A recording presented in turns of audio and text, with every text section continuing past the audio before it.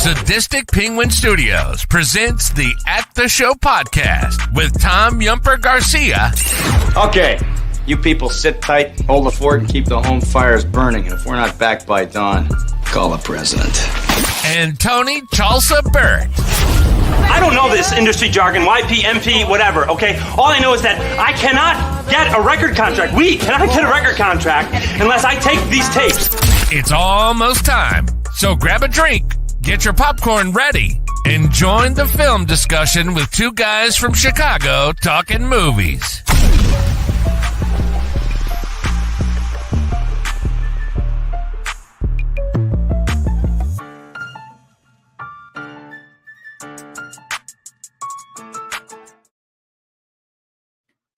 Hello and welcome to another episode of the At the Show podcast presented to you by the Sadistic Penguin Studios. I'm one of your co-hosts, Tom Yumpa Garcia, and I'm with my other co-host, Tony the Sugar Baggy Burt. How you doing, my man? Doing great. Ready to forget about it with you a little bit tonight. Yes, to forget about it. Movie. I think it said like 142 times during this film. Probably the first time I've ever heard "forget about it" watching this film, but looking really, really excited to get into a film that I personally love. That I think gets overlooked when they talk mob movies. It's a totally different take on the character of being a mobster, played by Pacino, which is surprising because this is like right when Pacino was getting into his screaming phase. He does scream in this film, but not as much. It's true. But yeah, I'm really excited about this one, Tom. It's gonna be a good one. Very excited. It is.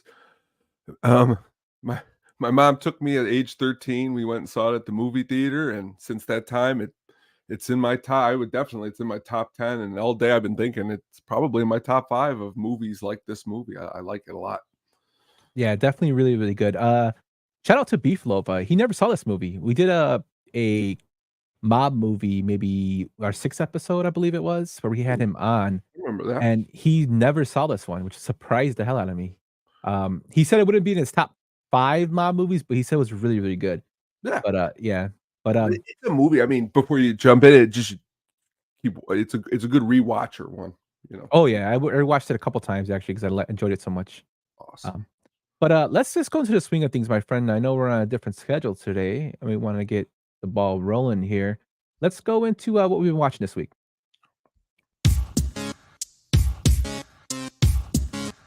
That's a me. And also, what were you just watching? So what you been watching, Tone? Ooh, I watched a couple movies here.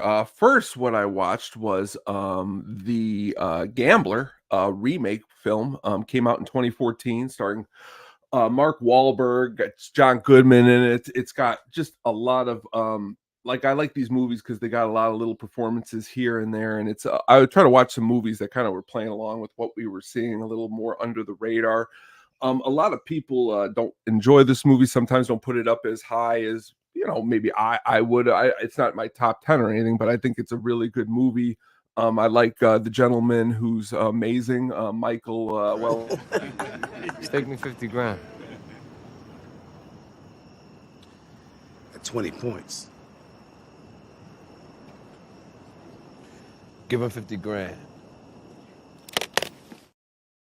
Michael Kenneth Williams was an awesome actor, and it's another role where he just kind of is not in it a whole lot, but John Goodman's cool in this movie, and Mark Wahlberg I will always, because Boogie Nights is one of my favorite movies, when he can get down and sleazy in any kind of role. He's got a lot of movies that I don't really enjoy that came out recently, but this is one that I do enjoy, The Gambler. You ever see this one?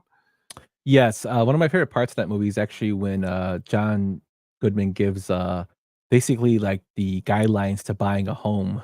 Yes. When he basically tells you how a waste of money is to purchase a house, just put money into something else, which I thought was hilarious. People disagree with that, but it was just funny because John Goodman actually tells you that. Back when I was collecting DVDs way back in like 2003, 2002, I came across the original with James Caan, which is equally, it's better than this one, but I like this one because actually there's some really cool reggae covers of Pink Floyd, Dark Side of the Moon songs in this. The soundtrack's actually really awesome and really good. And definitely one that maybe if you haven't seen it since it came out, give it another shot.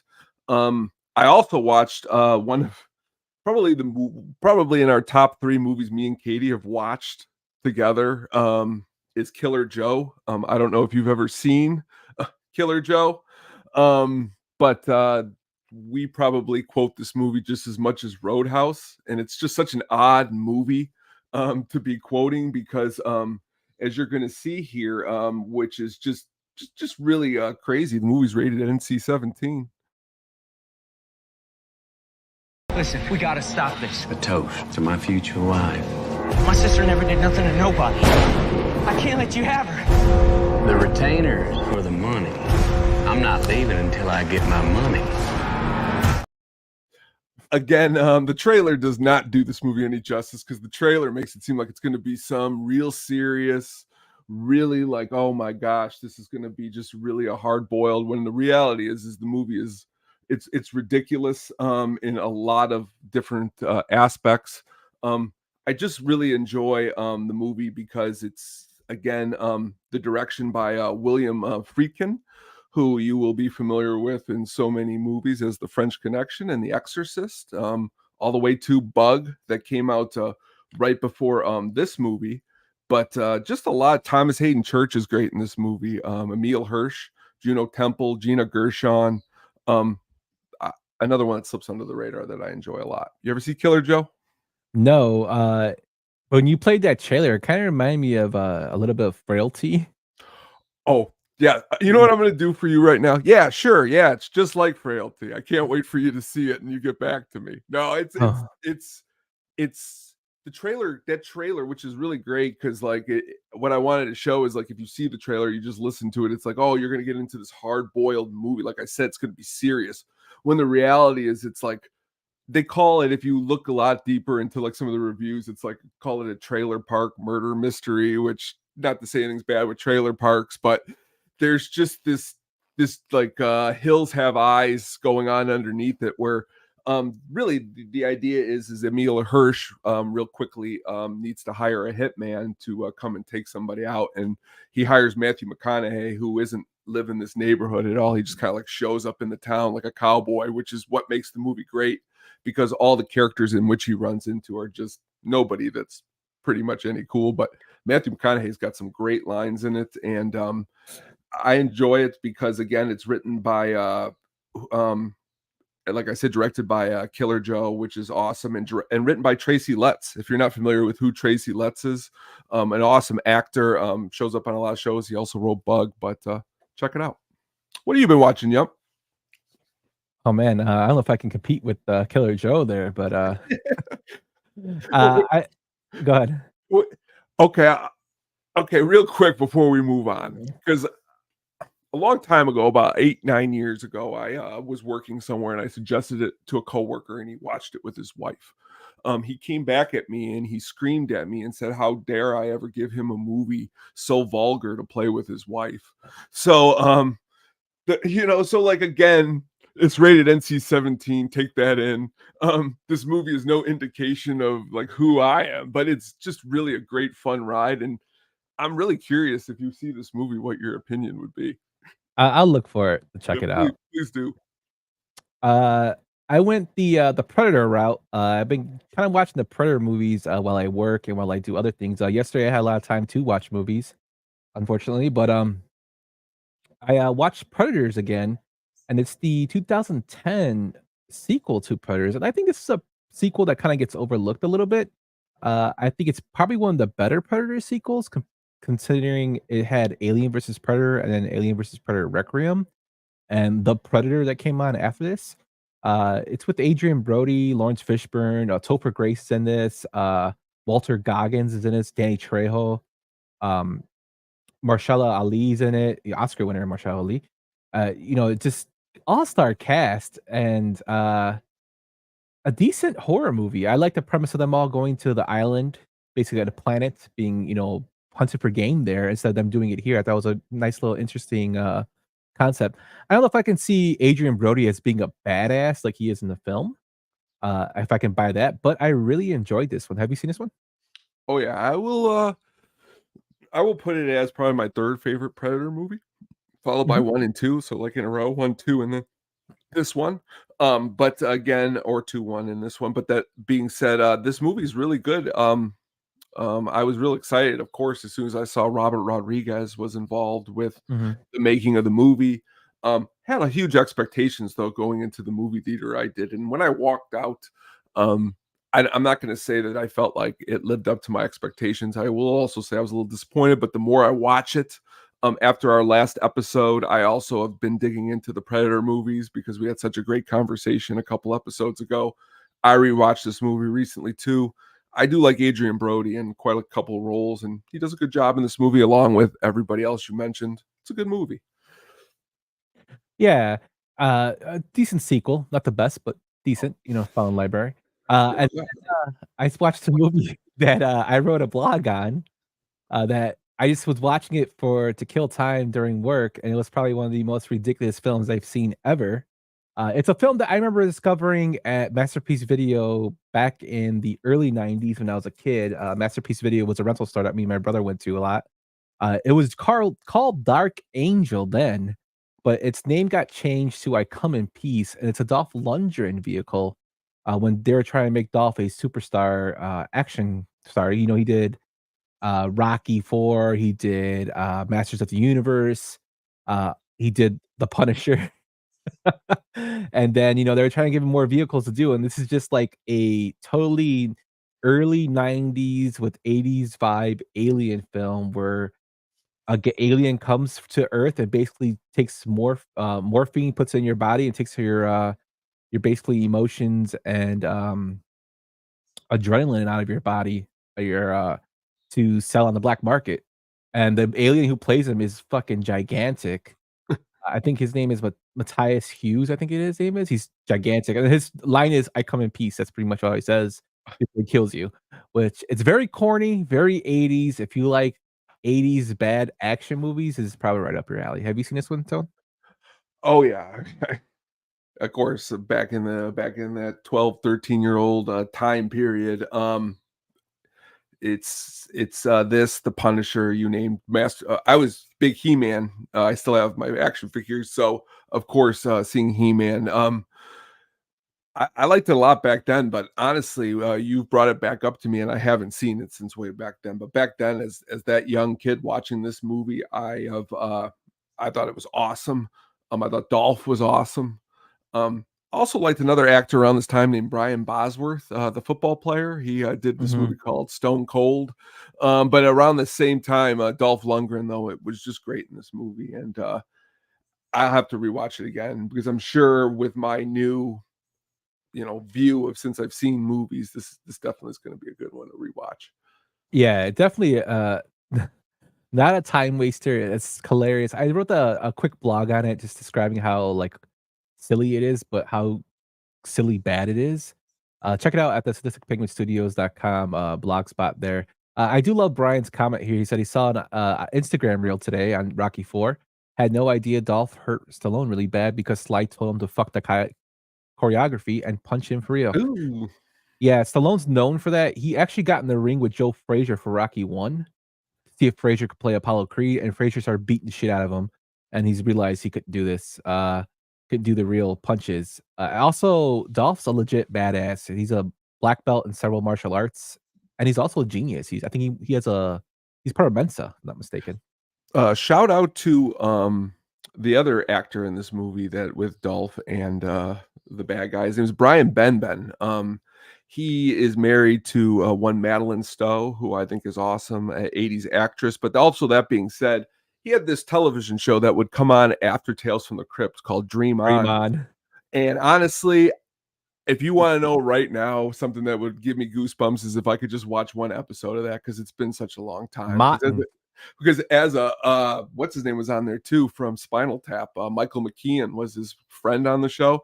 That's where I Gibby. got my introduction to Michael McKean. But then again, I really want to watch the show. So when you brought this movie to my attention, and I saw Brian Benben, Dream On came to my head. So you're not going to get that in any other podcast. Dream On being brought to your head by I Come in Peace. Like we're talking about some classics here.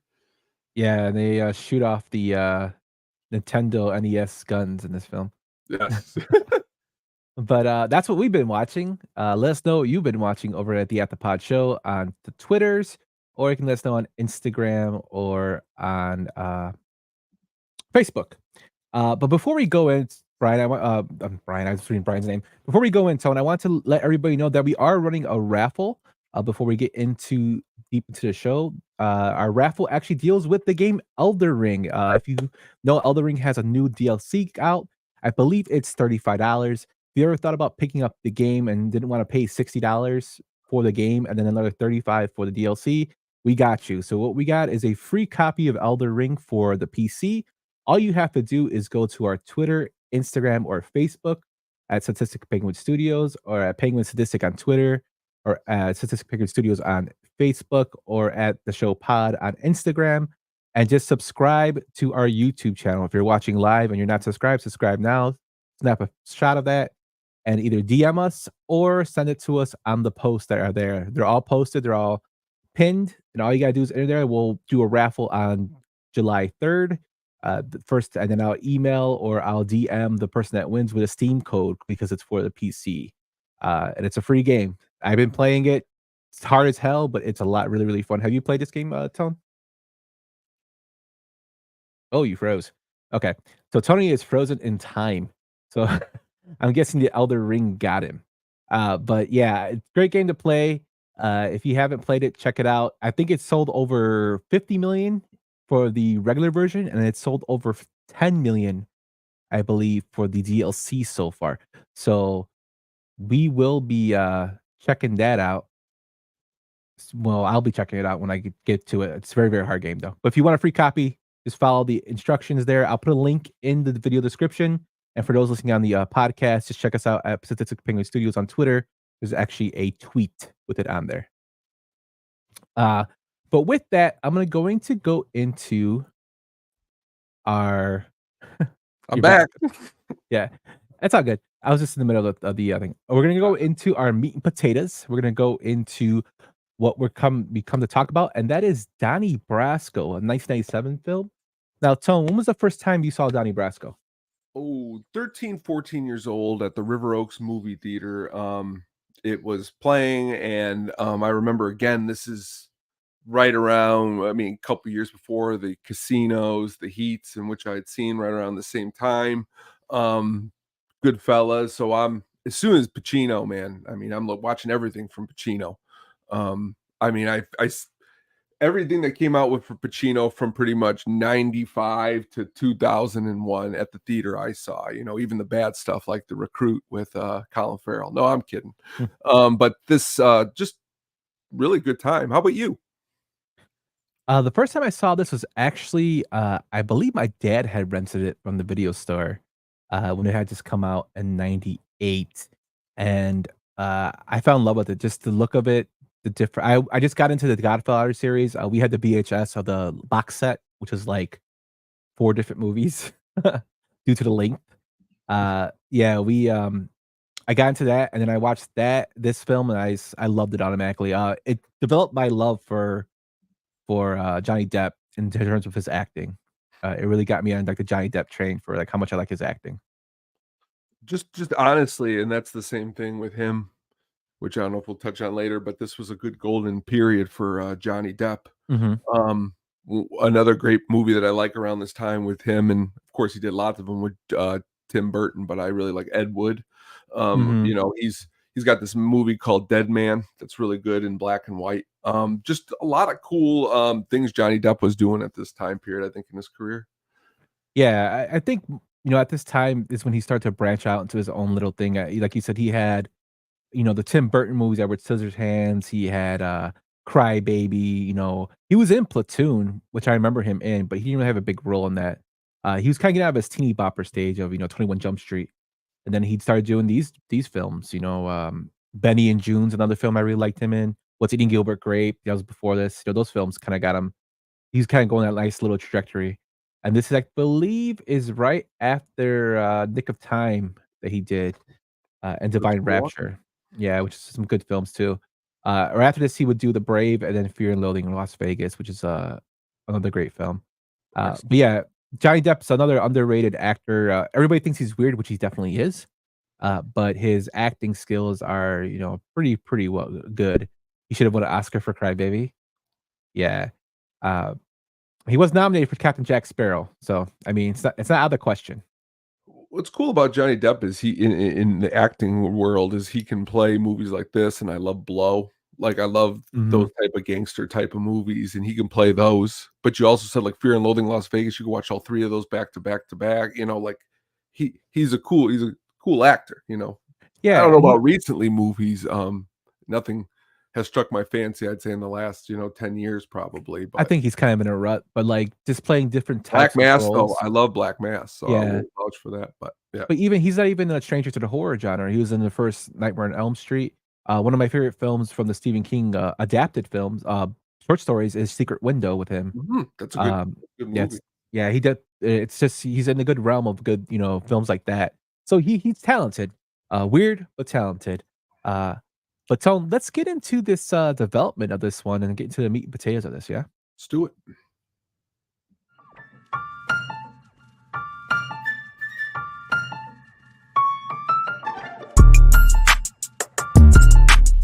In my thoughts, I use the technique of positive visualization. So the film is based off the real life Joseph D. Pistone. Now, as you can tell, Joseph P. Pistone's real name that's his real name, but his moniker and his alias was Johnny Brasco. So this is a picture of him when he was undercover with his big old mustache and his 1970s glasses. If you're watching on YouTube, you can see it. If you are listening to us on audio, I'm sorry, switch over to the YouTube and you can check it out. But it's probably a picture you've seen, most common picture known for Donnie when he was undercover. Pistone's initial assignment was supposed to be 6 months when he infiltrated the mob, and it actually lasted closer to 5 years. He was posing as a jewel thief and slowly integrated himself with the Bonanno family. He was introduced to low level mobsters and gradually earned their trust, eventually getting close to high ranking members. One of the key contacts was Benjamin Lefty Ruggiero, who in this film will be played by Al Pacino. And he was a soldier in the Bonanno family, and he's well known for his friendship again with FBI undercover agent Donnie Brasco, which is Joseph Pistone. Lefty was an old school Costa Nostra mobster who knew how mafia politics worked. He allegedly murdered around 26 people and refused to break omerta. And when arrested in 1992, suffering from lung and testicular cancer, he was released from prison after serving 11 years. On November 24th, 1994, he passed away of lung cancer at the age of 68.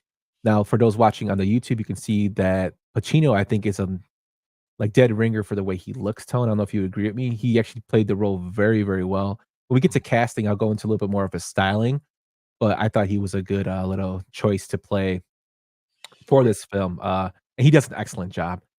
So Pistone got close to him, and as well, Pistone also got close to Dominic Sonny Black Napolitano. I think it's how you say it. Napolitano. I don't know how you say it, Tone. You're Italian. Napolitano. There you go. Okay, Napolitano. Sonny Black was actually played by Michael Madsen in the film. Sonny Black was a compo in the Bonanno family. He is well known for unwittingly allowing the FBI agent Joseph D. Pistone to become an associate in the crew and nearly getting him made. On August 17th, he was summoned to a meeting in the basement by a Bonanno associate Ron Flamacomo's home in Flatlands, Brooklyn, knowing that he would be killed. So this is who is the boss of Donnie and Lefty. He was also an integral part of these investigations that Donnie Brasco had brought towards the mob. Living a double life was fraught with danger. Pistone had to maintain his cover at all times, facing the constant threat of being discovered. If his true identity was ever revealed, it would likely result in immediate execution. The mob doesn't like rats, and they don't like cops for that say. But especially if you're infiltrating them, they don't like it at all. The operation was so deep that Pistone was even considered for mafia membership, as we mentioned, which would have obligated him to commit murder, or as they say, make your bones.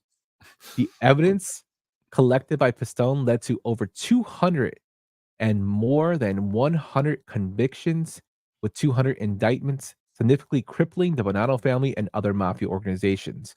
The operation's success highlighted the effectiveness of long-term undercover work in tackling organized crime. So why am I telling you all this? Well, Pistone, when he got done doing this, he actually would go on to write a book with co-author Richard Woodley titled Donnie Brasco: My Undercover Life in the Mafia. And when he did so, one of his childhood friends, who was a casting director named Louis DiGiamo, actually went and bought the film rights. He had been a consultant for the book and saw the potential for a film adaptation. He was also close to Barry Livingston's Baltimore Pictures. He was associated with them, and with Mark Johnson and Guillermo as producers, he sold the project to them, and they add in Paul Atancio was hired to write the screenplay. As you can tell, I'm a name pronouncing galore right here. Top form. Stephen Freeze was actually originally signed on to be the director. The development, however, Donnie Brasco saw several directors being considered to before Mike Newell was actually chosen. Basically, the film was being considered in the 80s. Now, there was another great 1990s mob film that came out, and probably some consider the greatest mob film of all time, besides The Godfather. What do you think that is, Tone? Ooh, I'm gonna take a running guess and say Goodfellas. Yes, Goodfellas. Goodfellas was released in 1990, and when they had this film out, a lot of studios were kind of like iffy, especially Baltimore Pictures iffy about making because they didn't want to make another Goodfellas ripoff. They kind of felt like that was kind of the top standard, didn't want to rip it off. So they kind of put this in developmental hell. Frears actually became upset with this and basically left the project to where they actually had to go to Mike Newell, was hired after his hit film Four Weddings and a Funeral. Uh, Frears actually, before he left, wanted to have Al Pacino in the lead role for this film. Newell, when he took over, wanted to keep Pacino on for the casting. So we have our director now. Our film is actually being set to maybe made finally in the mid 90s. And now we're going to go into our casting here. And for the role of Lefty, like I said, Al Pacino was considered to be involved in this project from the beginning. He was originally supposed to be playing Donnie, but he decided that he wanted to play Lefty, and he recommended another young actor by the name of Johnny Depp to play Donnie. Pacino had quit smoking by the time this film began, and if you watch this film, he smokes a shitload. So he smoked herbal cigarettes, and Mike Newell, the director, said they smelled very, very bad. Uh, Another thing too for Pacino was he picked his own outfit and he picked his own way he wanted to look in the film. And I think as I throw up this picture again, he did an excellent job. He picked his own glasses out, his own suits that he wanted to wear that he believed Lefty would wear. And from what I was reading and listening to, Pistones went on several podcasts and interviews saying that Pacino had got the look and feel of Lefty very, very well. Like he got down to the point where he's like, he played Lefty like Lefty wanted to be played. The only thing that Pacino did that Pistone did not like was that Pacino really wanted to wear a hat, and Donnie said basically Lefty never really wore hats, but he wanted to include it. Lefty was always known for having slick black hair, and he said that he never really wore hats. And there's a couple pictures of him with the hat. He said, yeah, that was the only thing that Pacino did not do in his eyes. Then we're going to go on to the role of Donnie Brasco. Now, Alec Baldwin was considered for the role. Nicolas Cage was considered for this role. And John Cusack was considered for the role of Donnie Brasco. At various points, Tom Cruise, John Travolta, and one that I thought was a very interesting name was Andy Garcia were attached to star. This, of course, was when Stephen Frears was actually directing, but I wonder how Garcia would have done in this role. Garcia would have done awesome. I mean, and honestly, I could even see, because of his time period, he was doing really good movies too. I could see Cage pulling it off. Everyone else, no. But them two, especially Andy Garcia, who we love here at the show, would have definitely done an amazing job. But that being said, it's cool to think about those things. Yeah, definitely. According to the screenwriter, Johnny Depp's 1994 arrest for destroying a hotel room helped him get cast. People thought he was dark and dangerous. I guess Edward Scissorhands didn't help with that. I guess he had to destroy a hotel room. One of the reasons why Johnny Depp was cast as Brasco was that he looked Italian. In reality, Depp has gone on record saying he's one part Cherokee and the rest mutt. Johnny Depp spent months with the real Jodie Pistone before shooting. Most of the time, they lifted weights together, so they were really bonding. They should let Robert Lagosha play every role. Yes, L for Lagosha. You don't like Scarface, but he's great in Scarface. Yeah, he plays a Latino though. Well, Frank Lopez. It's still a good role. Johnny Depp's playing an Italian. I don't like this movie. No, I just giving it shit. I know, I'm being silly too. For the role of Nicky Santoro, we had the great Joe Pesci was actually considered for the role by Mike Newell. When the project was in its first stages, Joe Pesci was the first and main choice for Nicky. But after the release of Goodfellas and Casino, the idea gradually faded. As you can see, we're kind of getting like that mob fatigue right now with the films, which is probably why this film doesn't get recognized like it should. Eventually, they went and they hired another great character actor who unfortunately isn't with us anymore, and that's Bruno Kirby was hired for the role. And this is actually the second film where Joe Pesci was considered for a role that eventually went to Bruno Kirby. Can you name it? The other one, Tom? Say that again. What was I missed? You said which role? Al Pacino for Bruno Yeah, Kirby? no, this is the second film that. Oh yes, Joe yes, Pesci The Godfather Part 2. Yes, so The Godfather Part 2 was a role that was considered. Funny is I for didn't hear the Joe question, Pesci. and I put it all together right there. That's how good it is. Yeah, so Joe Pesci was supposed to be Clemenza and young Clemenza, and when he didn't get the role, they actually gave it to Bruno Kirby. Then we have James Russo as Paulie, or John Booby Sarancy, which is his name in the film. We have Anne Heche as Maggie Pistone. Pistone has gone on record saying that he wishes the film had more Anne Heche in it, and I thought she did a great job in it. Jeljenko Ivanik as Tim Curley, Gary Becker as Dean Bradford of the FBI, Robert Miliano as Sonny Red, Brian Tarantina as Bruno Indelcato, which is Sonny Red's son. And that's our cast. I could have named another 15 people, but they're not. They have such small roles, you're probably not going to care about it. But the great Tony Lip actually played a role in this film as well as one of the henchmen for Sonny Black, which I thought was pretty cool because Tony Lip will go on to play Carmine from The Sopranos. For those Sopranos fans out there, real life associate of the mob too. But that's basically our cast. We have our cast. We have our director. We found out how the film was developed in terms of because it was based on a real life story. Of course, this is Hollywood, so some things are going to be taken out of perspective for more dramatic effect. But we have a film here, and you ready to get into the film breakdown? Yes, right before we get into it, and sadly, we lost Bruno Kirby back in 2006, and honestly, Bruno Kirby is a really actually awesome actor. I really like this movie, which also has mob ties. It's from the middle of the it's from the 80s. It's called 1990 actually, The Freshman. Mm-hmm. But what I wanted to bring up is another one of my favorite movies in which is Stand By Me. You've seen Stand By Me, right? Yeah. There's a scene where Gordy goes to the market and has a conversation with the guy who's like selling him the stuff before he goes back to his friends. And I didn't realize that that's actually Bruno Kirby, Bruce Kirby, his dad. I didn't realize that this was an acting family until, multi years later. I've seen this movie multiple times, but it's just really cool that Bruno Kirby was in this movie. So I'd say that. Yeah, I really liked Bruno Kirby. I liked him a lot in this film. Of course, I also liked him in Sleepers. He played the dad to the boys, Sleepers. City Slickers, of course. Unfortunately, he's not a good person in the movie, but have you ever seen the Basketball Diaries? Yes. He's also the blunt of all of Robert Williams' jokes in Good Morning Vietnam. That is true. That is the Basketball Diaries. Really cool too. Again, just hearing all those different roles. I mean, City Slickers is great. When Harry Met Sally, it's another one. Good job, Brian. Good one, Brian. But yeah, Bruno, great actor. Unfortunately, passed way too young of cancer.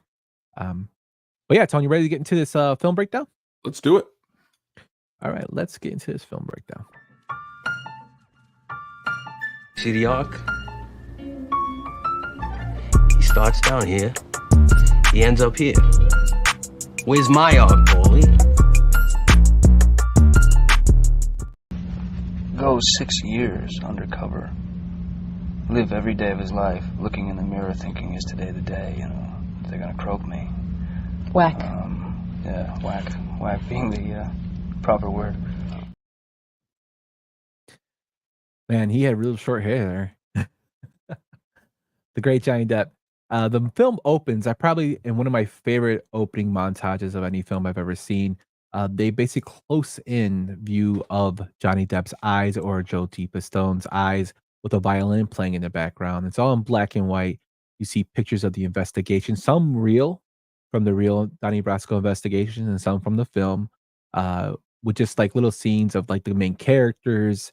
You see it's basically through the eyes of the man that's undercover in Donnie Brasco.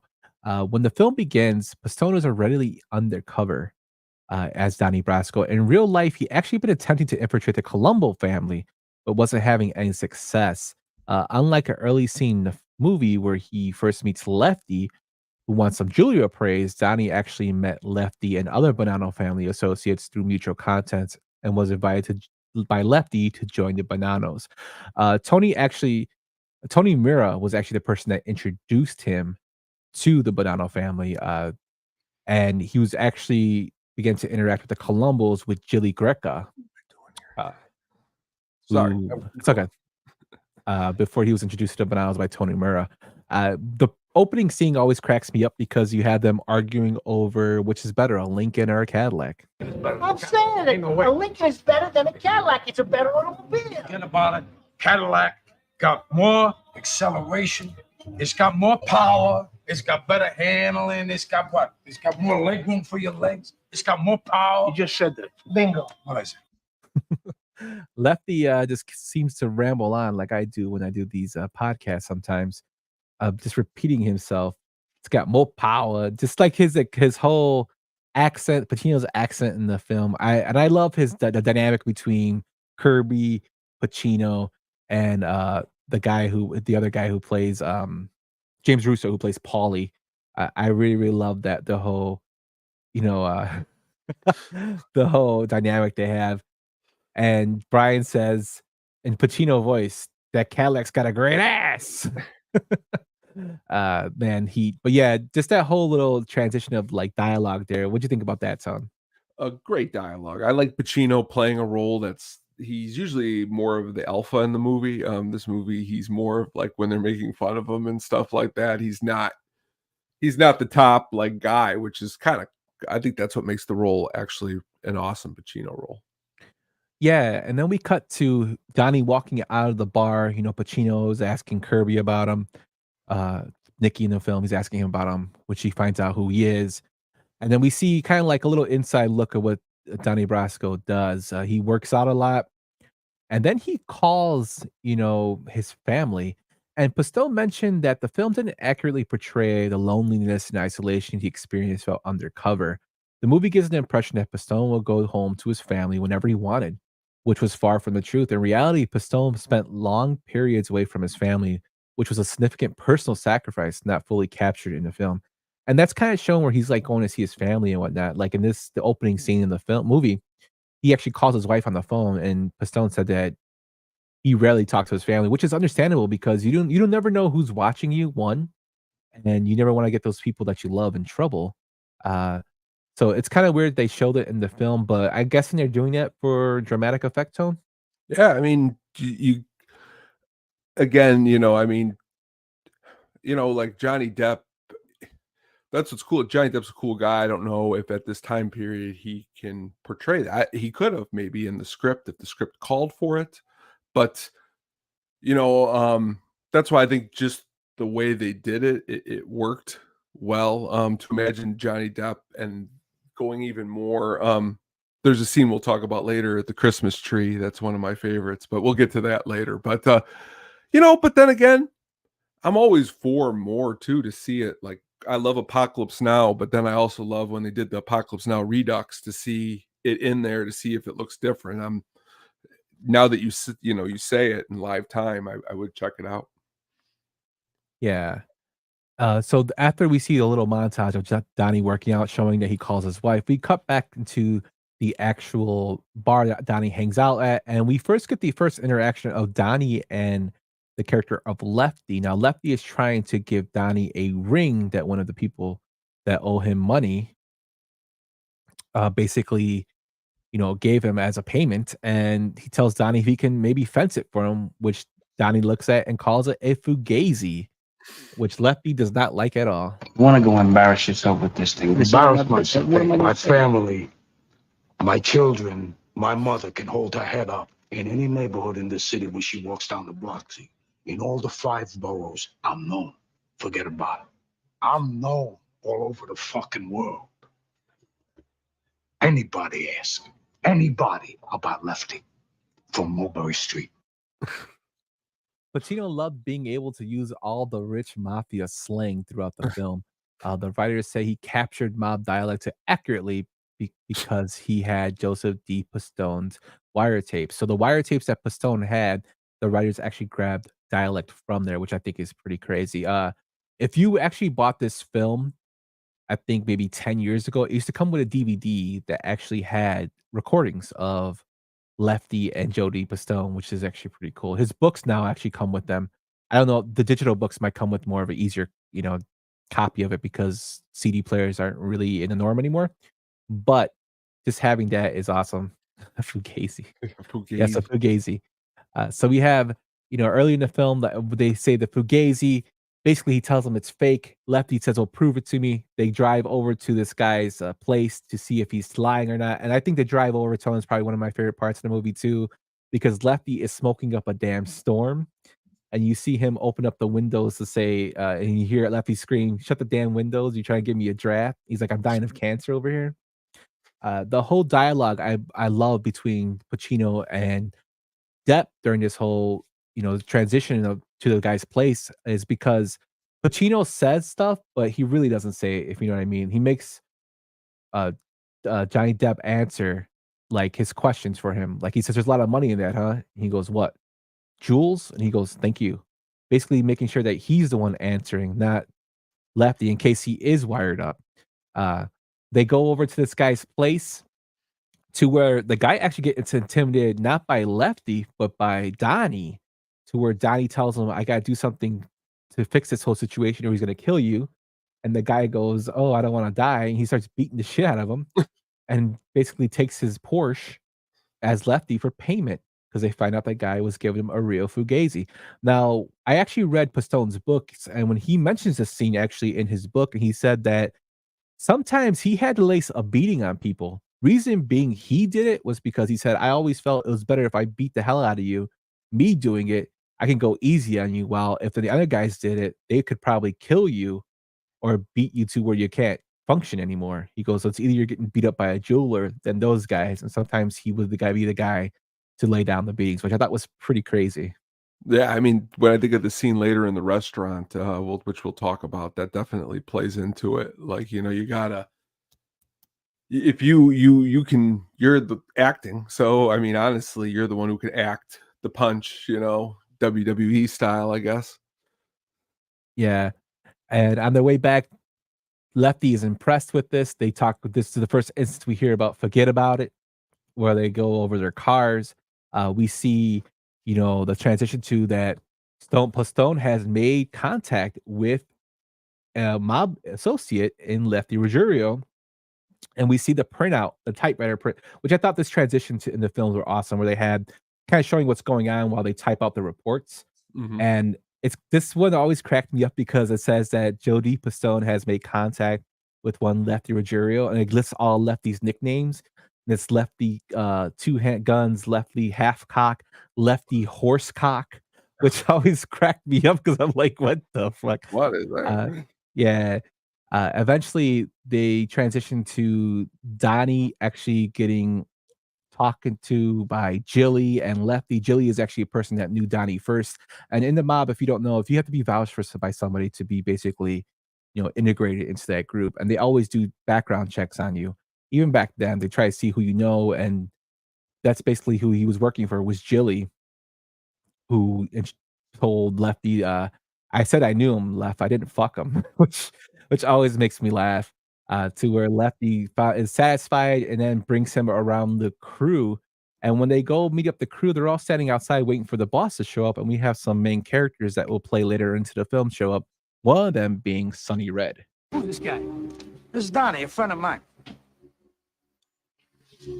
We'll just stand there and look dangerous, friend. Oh, he does look dangerous, doesn't he? You gonna make this week's vig? I hope so. Because I don't have to come looking for you. You hear me?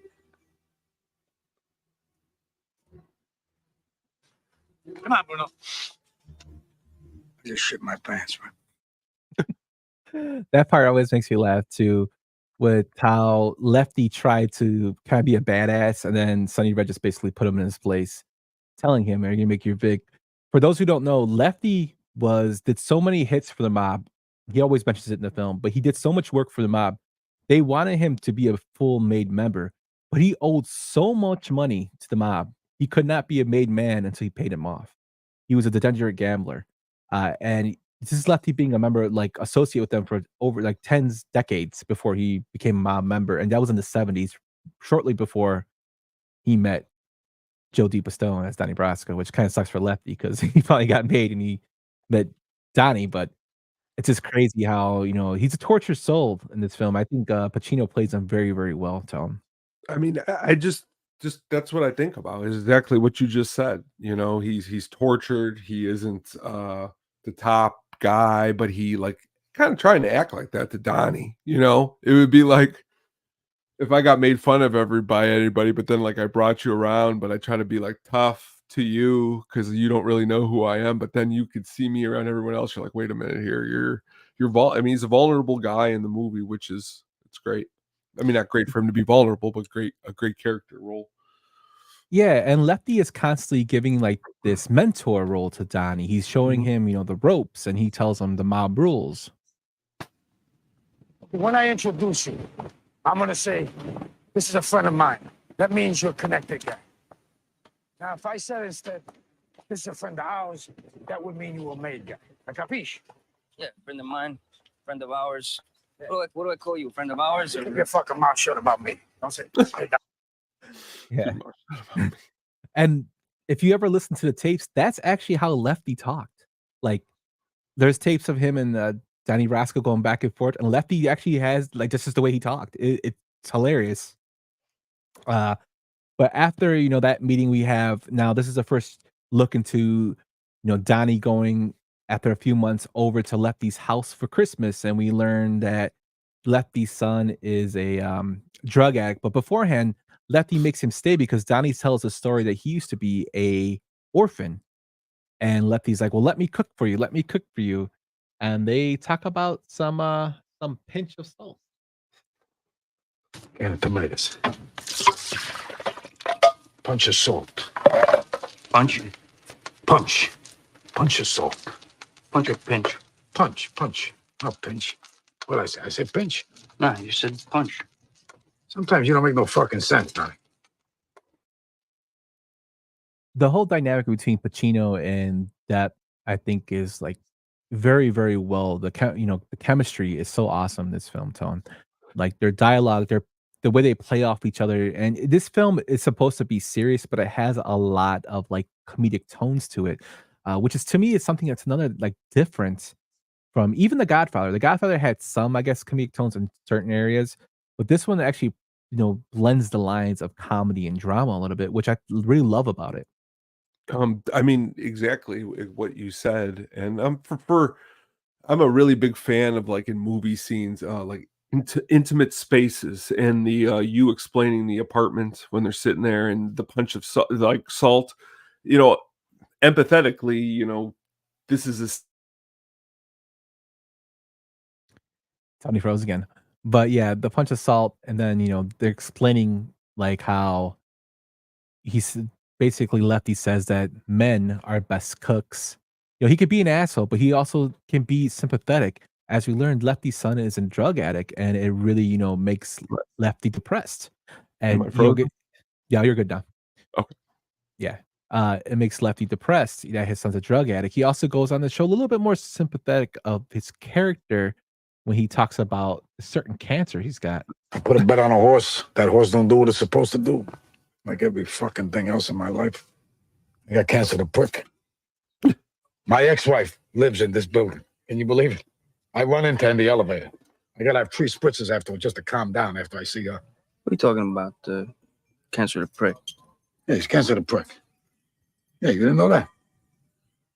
I'm in the medical books for that. That part always cracks me up because it shows that, like you said, the sympathetic character of Lefty, he can be a real asshole, but he can also be, feel sorry for him. And he's kind of explaining like how he's basically a loser. He bets a horse. He can't afford to play Annette, who's his lover.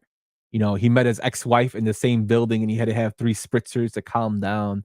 It just shows, how pathetic he is. And then he goes into something comedic saying, "Oh, I got cancer of the prick." Like, that's what even like Donnie Brasco was like, "What? Like, what do you got?" He's like, "Oh yeah, I'm the medical books for that." I love when also the drug addict's son, like he like walks out or whatever, the apartment or whatever, and he's like, "It's my fucking son. He's a fucking Yeah. drug addict." Just like the way he taught, like it's really good dialogue. Yeah, and they go, and Donnie tells him, sometimes you give him a, good shot in the mouth, a good slap in the mouth. And he's like, "I got bruises on my knuckles," meaning that he's hit him so many times it hasn't done anything. And that comes to the son comes to a story, a little play later on, but it's just showing the character development here. And I think that this is Pacino's like Pacino of old, people would say was probably like one of the best actors of his time. And this just you're getting glimpses of why he was considered that, I think, in this film. You know, like if people say Son of the Woman is probably Pacino's best role in the 90s, I think this is my favorite role of him. I know we might disagree on that, but I think the way he portrays it, it's not screaming, it's more like you said, he blends the lines of being dramatic, sympathetic, and also you could be violent but comedic. I'll go with his performance in The Devil's Advocate as all those two. No, I'm kidding. That's my pick though, 90s pick though. But yes, No! he's just great. Me and buddies growing up would have this conversation between him and De Niro. And De Niro seems a lot more, I know he's got comedic roles, but he just seems a lot more serious, where Pacino can be funny. Like, I mean, but in a serious and endearing way, and he does that in this movie. Yeah. After this transition from Donnie leaves the place, he goes to his house. And again, this is something that Pistone has said. He didn't see his family for at least 2 years while he was undercover. So every time Donnie goes to the home, it's kind of like throwing basically more of a dramatic sense to the real line story. It's blending the lines of reality and fiction. So he goes to his house and gets to a fight with his wife. I think you said he liked this part with the Christmas tree.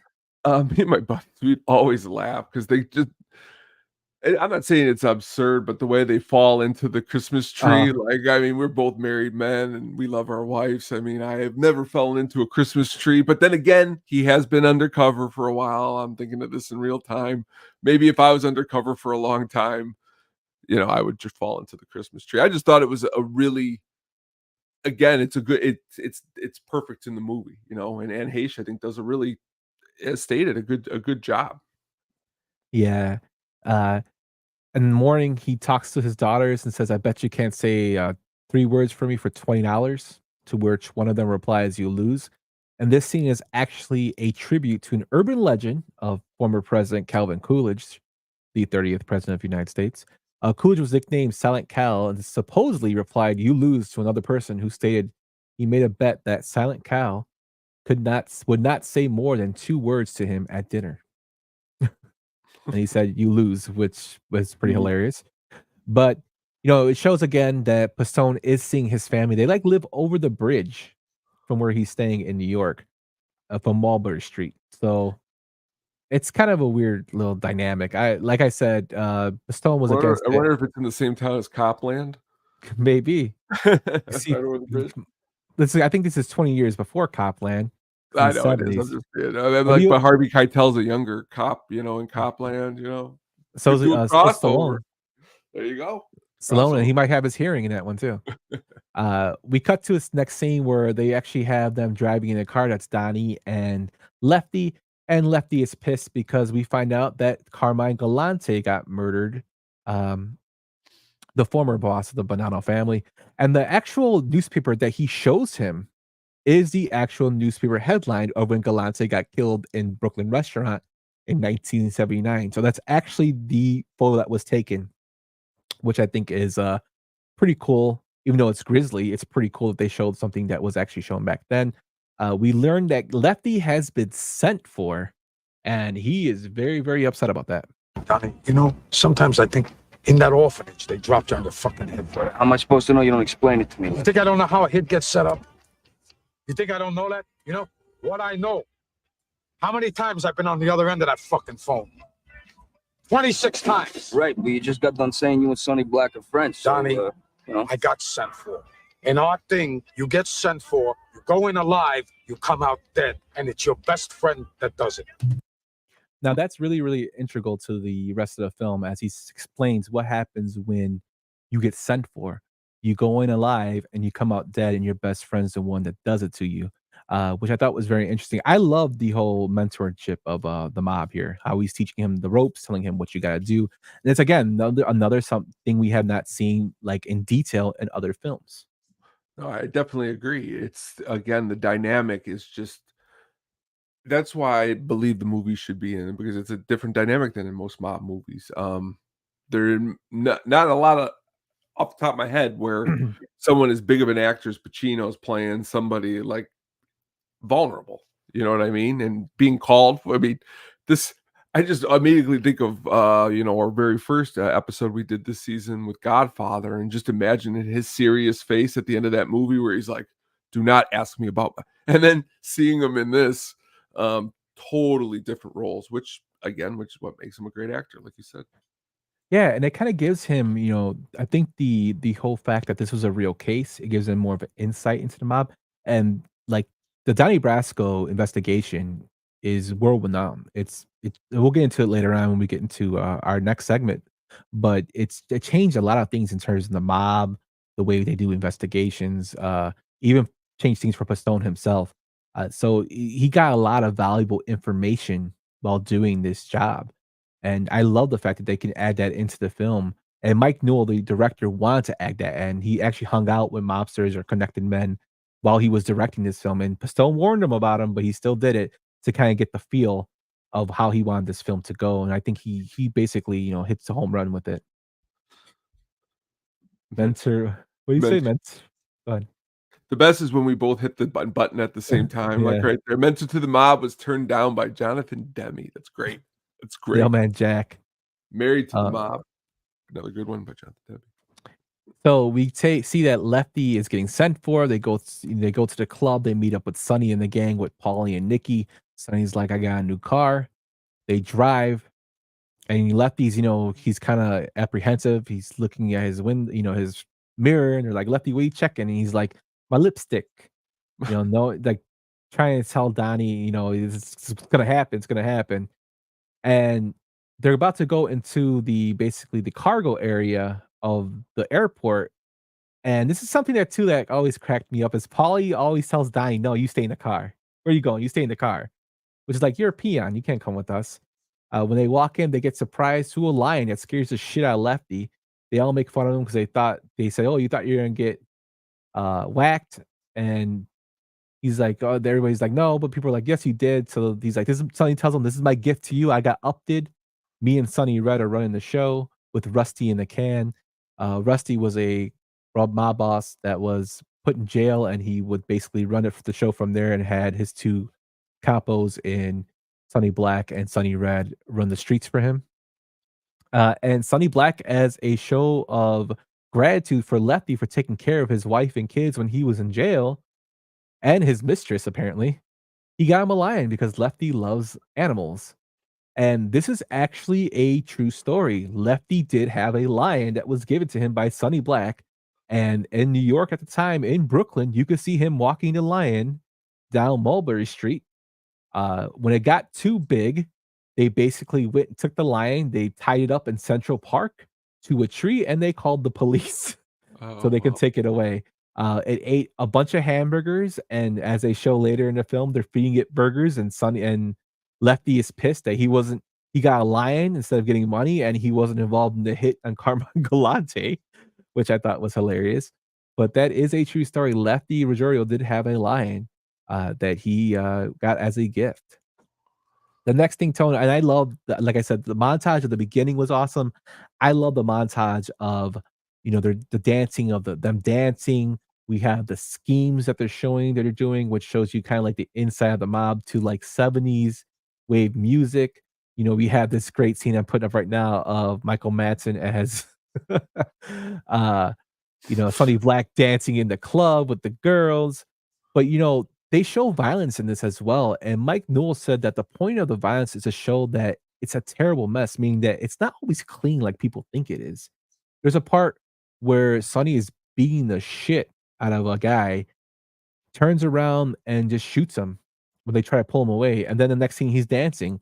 And the reason they left that in was from Pistone's recollection. Sonny Black could be the most hilarious guy. They would watch cartoons together in their underwear when they woke up in the morning, eating cereal on Saturday mornings, laughing like kids. But he could also be the most ruthless. And that's kind of the thing that goes with the mob. You have sociopaths in there that can change on you like nothing, do 180s on you. When I you thought it showed was that video, I thought you maybe got a clip from my bachelor party. That's why I was, but no, like, because that's that you're move. dancing with 2 bottles like that. Yeah, that's I love that dance. Yeah, a cool thing about this whole montage is Michael Imperioli, who plays Chris Montefisanti, is in it. He plays a mob guy that is basically when they're rolling out the carts from the heist. He's one of the guys rolling the carts, and he actually had a bigger part, but they cut it. But I think it's funny that he's in this film doing that. This, of course, is prior to The Sopranos. But if you remember in Goodfellas, the person who plays Big Pussy is one of the guys rolling in a cart in the beginning of the film with the furs. So both Sopranos characters had something to do with carts and heists, which I thought was pretty cool before they got their big breaks in The Sopranos.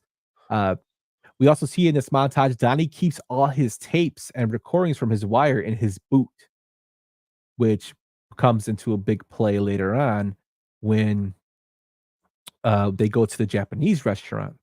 And that's where we go from here is when they go to a bar first with Sonny Red, and they're going in there to meet up with the other mobsters. And they're saying, "Oh, hello." There, you can tell that Sonny Red does not respect Sonny Black. He basically makes fun of the clothes he's wearing. His gang makes fun of the clothes he's wearing. There's actually a deleted scene where they're all buying drinks and seeing who can get the biggest bottle of champagne, which Sonny Red wins with a gigantic bottle. Just to show like he's got more money than Sonny Black. Sonny Black looks like as the blue collar member of the mob, and you could tell that Michael Madsen's character, although he smirks, it doesn't like it at all. I like the what do you call that? The as you just stated right there, Michael Madsen, Reservoir Dogs, of course. Underrated horror movie Species. He's great in the lead in that movie. But again, I wish there was more of him in this movie. I guess they want more of Anne Heche. I want more Michael Madsen, because he just does a good job in it. He definitely does. And then the next scene, which is when they go to the Japanese restaurant, they're telling them to take off their shoes as Japanese tradition. Of course, Donnie Brasco can't take off his shoes. He has his wire in there, to which he refuses and says that his father, his fake father, was killed in World War II in Japan, and he's not doing it because they're in a Japanese restaurant. Michael Madsen, in like the calmest voice, says, "My friends are not taking off our shoes, Mr. Roboto. So either you can show us to a table, or I'm gonna smack you around." Which, for one, is very like stereotypical racist.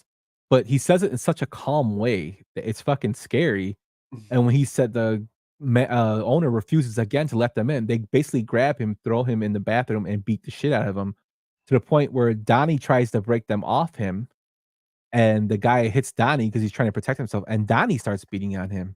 And we later see Donnie listen to the tape that was in his boot, and he starts to become, stressed out because he can't believe what he did. Well, that's what's that the whole entire scene is just, again, you're are you coming unglued? Is this what's that to be in that situation is it's just crazy, and this movie does a good job showing that.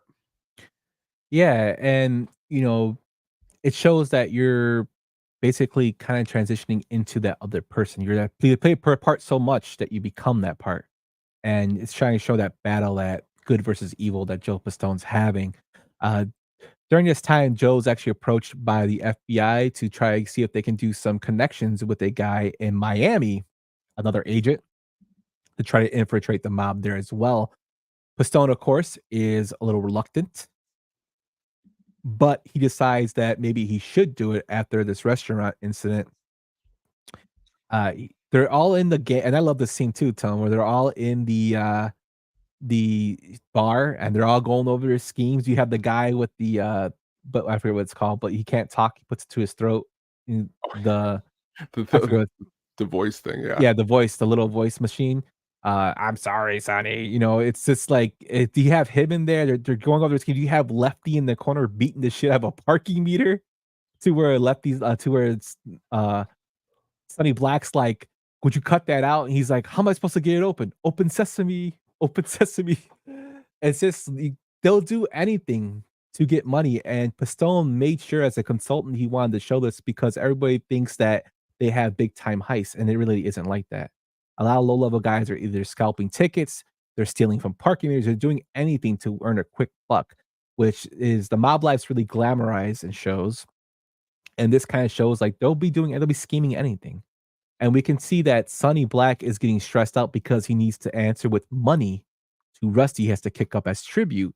And Sonny Red is basically putting him to shame in the money he's distributing. That's where Donnie will actually pitch the move to Florida, to where he is reprimanded by Lefty, who thinks he's trying to side with Sonny Black. And he says a great line when they're in the car. And he's like, if I let you go to Florida, I'm not letting you go nowhere. If you go to Florida and Sonny Black wants to take you down there, I got 2 grenades in my hand, in my house. I'll bring them out and I'll blow up all Mulberry Street and let you go. Meaning that, I spoke for you. You're on record now. I own you. And if you try to go somewhere else, I'll basically kill you and everybody else before I take you. Which is Lefty being dramatic, but is he really being dramatic? They go down to Miami. The next scene, they have a montage of them having fun in the sun. They're all playing around. You got Lefty betting the dogs. They're racing dogs. They're burying Lefty in sand. It's a real cool little transition, of a montage here. They have them playing tennis. And I think it's hilarious that Lefty is playing tennis in his suit. Oh, yeah. Running around, it's just a nice cool little thing. Then we transition to them meeting Richie, and the first meeting of Richie is in a horrible bar called King's Cove, to where he gets kind of a tongue lashing by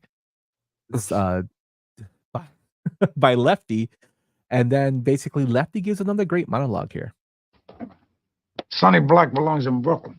Well, I guess if everything worked out, could send a few fazzoos up there, no? Yeah. 30 years I'm busting my hump. What do I get? Even a dog gets a warm piece of the sidewalk. Even a dog gets a... Yeah, that's such a great line. Even a dog gets a walk. And he basically, like I said, Lefty didn't really have anything. For one, he was a compulsive gambler, and he's trying to make something out of his life in terms of the mob.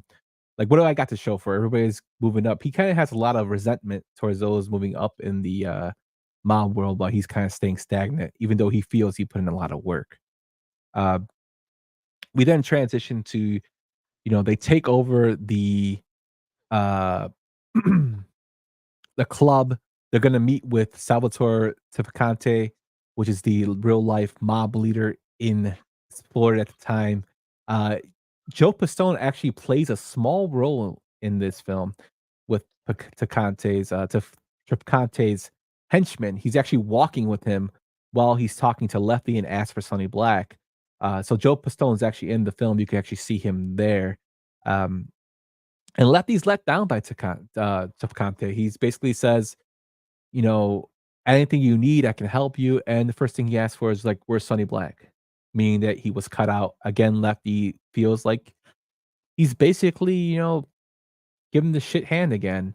And him and Donnie get into it on the boat, where he tells Donnie, One of my favorite scenes of the whole movie, that whole interaction, Pacino's face, the way he's, like, looking off into the distance is just it's just You it's know where the great. bow is? Go to the bow of the boat. Yeah, just such depressed face. Tony, you threw up a great picture of him on I there. know, I mean, it's just And we see more development here too from Michael Madsen's character. Now, like I said before, we find out that Lefty is kind of, I guess, outsmarted by Sonny Black, but there actually is a cut scene when they're down by the pool. Sonny Black is reading a newspaper and he sees that John Wayne dies. While he looks up, he sees Donnie and Lefty talking. Now it cuts to the scene where they go to King's Cove court, but when in the original screenplay, there's actually supposed to be a scene where Michael Madsen's character of Sonny Black confronts Donnie and actually basically strong arms him to let him know what's going on. And it shows more of the meaner side of Sonny Black.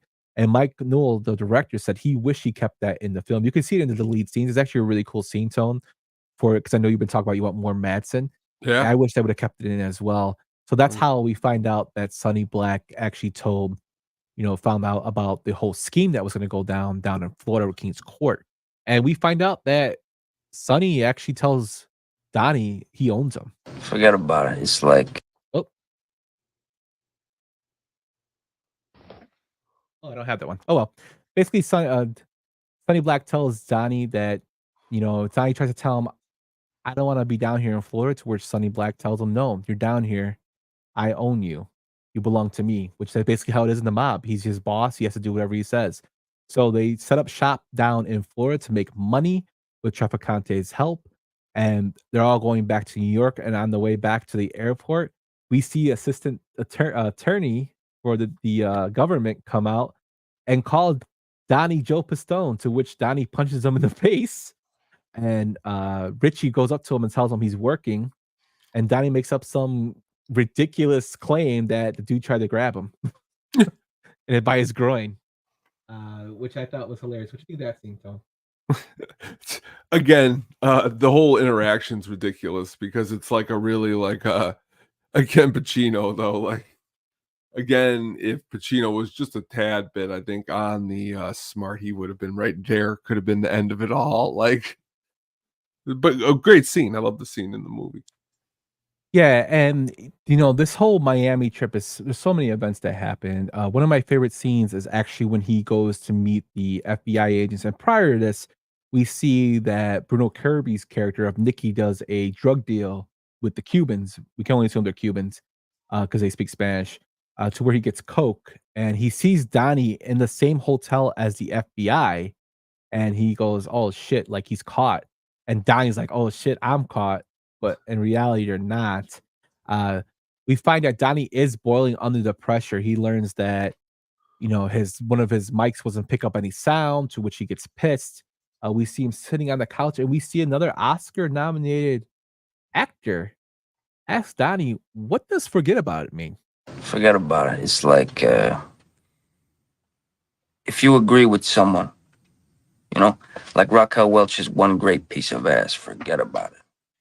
But then if you disagree, like a Lincoln is better than a Cadillac, forget about it.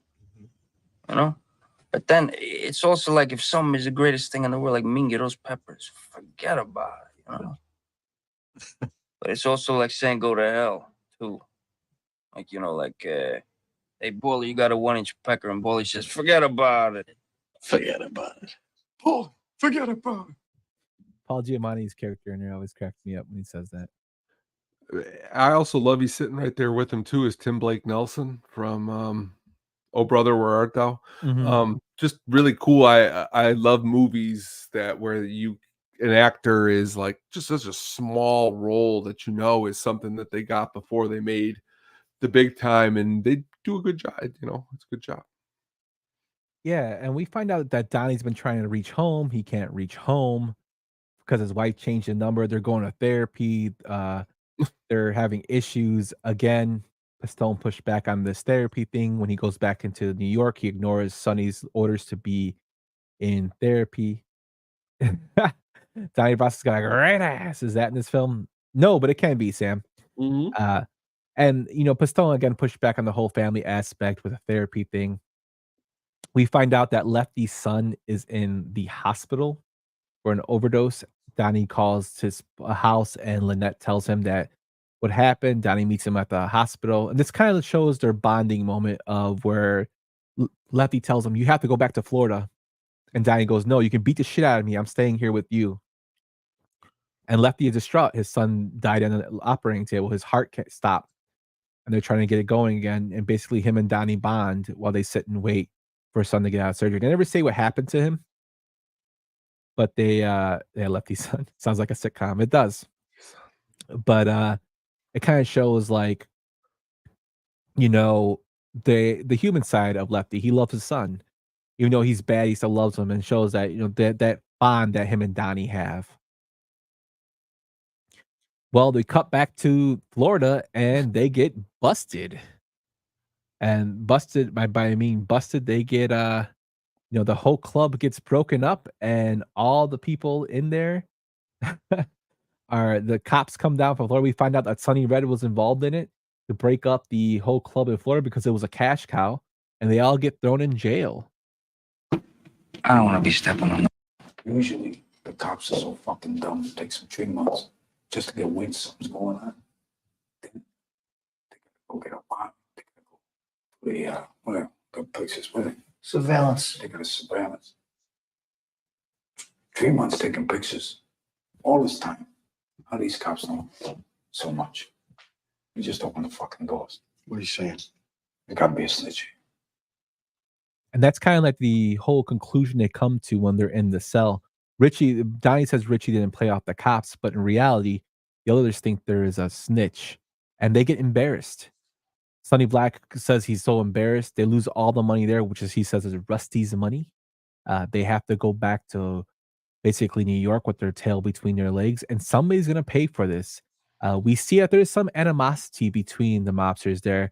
We see that during a meeting when they're trying to figure out how they can make money again at the bar. Sonny Black is asking Nikki about Florida, kind of hinting that he kind of knows about that drug deal that went down, and Nikki doesn't tell him. He says nothing ever worked out in Florida. I thought we were supposed to talk about Florida. He's like, I'm asking you. Which then we get a call. Well, actually, Sonny Black gets a call from somebody that he has to sit down with Sonny Red.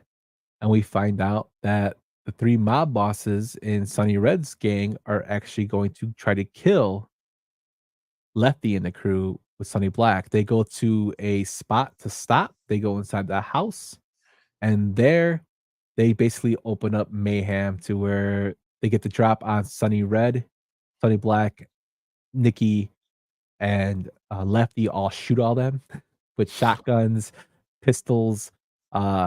We see Bruno try to protect Sonny Red to where he gets stabbed repeatedly. It's a brutal scene. While Donnie's all waiting inside the car while this is going on, and Paulie and all them are shooting him. It's just a ridiculously gruesome scene, and it's probably like one of the more gruesome mob scenes I've seen up to this, to date. In this film of '97. What do you think, Tone?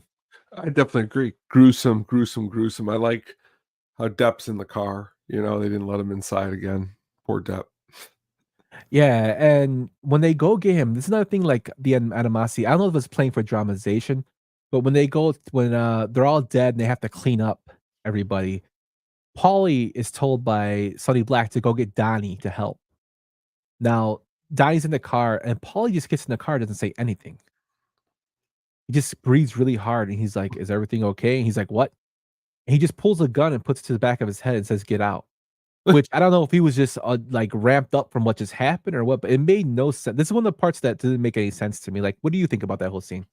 Yeah, I mean, again, you're gonna find parts in these movies. I mean,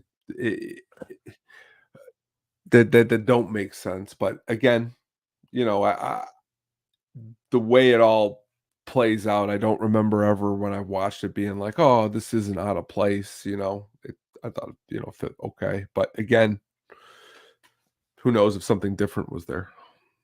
Yeah. We then cut to Donnie actually going inside, seeing all the massacre. It's there. They're telling him they have to cut up the bodies. And unlike what was depicted in the film, Agent Joe Pistone, aka Donnie Brasco, was not actually present at the execution of the 3 Renegade Bonanno captains, Sonny Red, Big Trin, Trincella, and Philip Giacconi. Capo Dominic Napolitano, who's Sonny Black, was the one who initially proposed to then boss of the Bonanno family, Joseph Massino, to have Pistone Brasco there to participate in the slayings to get him as a soldier, but but was refused. Meaning that just shows you that Donnie Brasco, Joe Pistone's aura and persona was played so well that the mob wanted him to be a real member. Massino only wanted the most trusted members to carry out the assassination. And during this, Sonny Black tells Nikki to go cut up uh, Bruno, the big dude. And he doesn't want to do it, but he does. He reluctantly goes and says, "Come on, Donnie, I'm gonna show you how to fillet a big fuck." And at this point, Lefty comes out and shoots him in the head and kills him. And Donnie is stunned. And they show Donnie having to cut up the bodies, about to throw up, cutting through boots. And in real life, Nicky Mouse Santora, who's played by Bruno Kirby, was one of the killers, but was also not killed along with the captain. It's a false. That was more added for dramatization. After Black's murder in 1981, Santora became the new capo, as he and Massino were the ones who put out the contract on Black on behalf of the then imprisoned Philip Rusty Restellelli, who was mentioned as Rusty, but then would later be indicted with Lefty and Fat Tony for racketeering and received 15 years, but only serving 10. I'm trying to lose weight, No, I'm just kidding. That's not about me. Later, he became the reputed underboss of the Bonanno family from 2003 to 07, and he died in 2018. So, for those who are worried, Nikki actually lives, but they actually have a long discussion in the car, which I think is another great monologue by Pacino about not being able to say Nikki's name because he was a rat. Say his fucking name! Nicky was a rat because Sonny Black says he was a rat.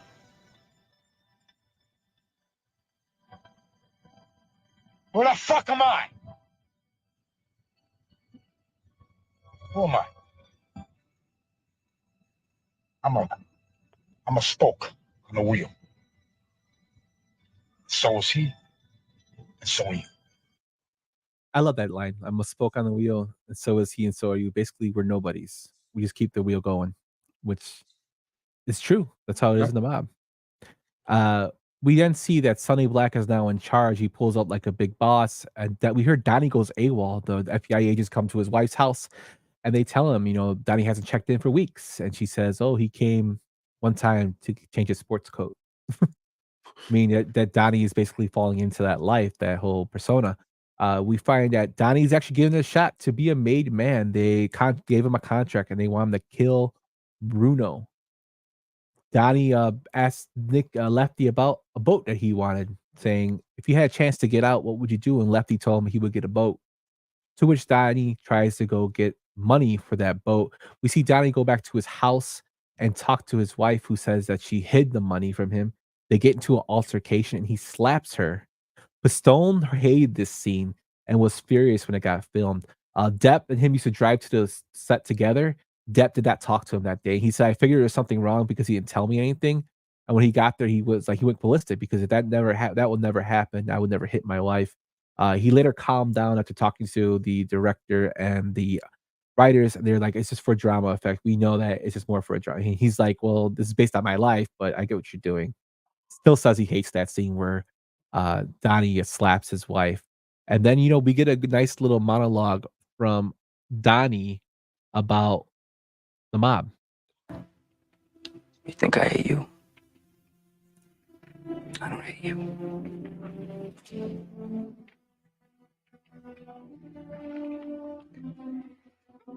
This job is eating me alive.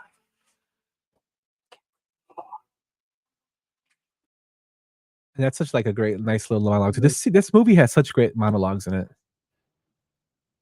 Would you agree, Tom? I would definitely agree that the whole movie is just, like again, when you're talking about Pacino, Pacino's loaded with them, but then again, Depp's a good actor, and then you throw in Bruno Kirby and Michael Madsen, just loaded. Definitely. It's just so many good, like, nice lines and dialogues in it. And, to close out the film, we go to the boat where Bruno's supposed to be. We find that Lefty tells Donnie, and they're in the car, and Lefty tells Donnie, you know, Bruno's going to wait for him to go to sleep, and then we're going to go pop him, and you know what to do. But Lefty, before he does all this, asks Donnie if he's a rat because Lefty shows Donnie a picture of the boat they use in Florida called the Left Hand, which was used by FBI agents for a sting. And Lefty believes Donnie is a rat. Go for you. Yeah? If ever I had any money, I'd give you. Never had any money. But if ever I had $100 in my pocket, I'd give you 50, right? Yeah, you did. If you're a rat.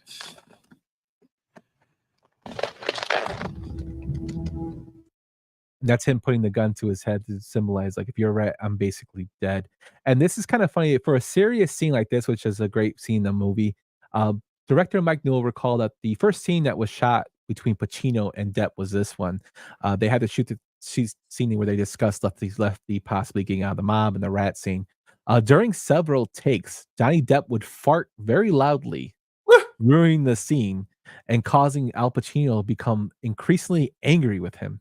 Eventually, Depp reached under his seat and pulled out a whoopee cushion that he had been using. Pacino broke up laughing, and Newell realized it was Depp's way of breaking the ice and tension between the actors.